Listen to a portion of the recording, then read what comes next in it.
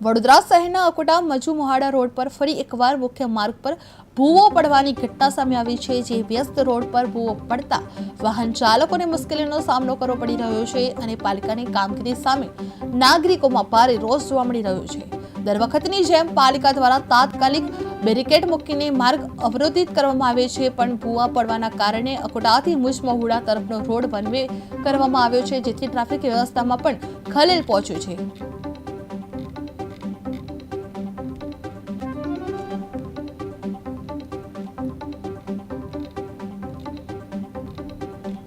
શહેરના તમામ નાગરિકોને બ્રેકિંગ ન્યૂઝ છે અને ખુશ ખબર છે કે ફરી વોર્ડ નંબર 12માં અકોટા વિધાનસભામાં ફરી એક મહાકાય ભૂવો પડ્યો છે।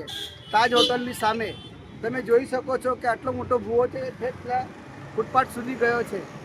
અને ખબર નથી પડતી કે આ ભૂવાએ છે અકોટા વિધાનસભામાં અડિંગો જમાવી દીધો છે કે અહીંથી ભૂવા પડવાના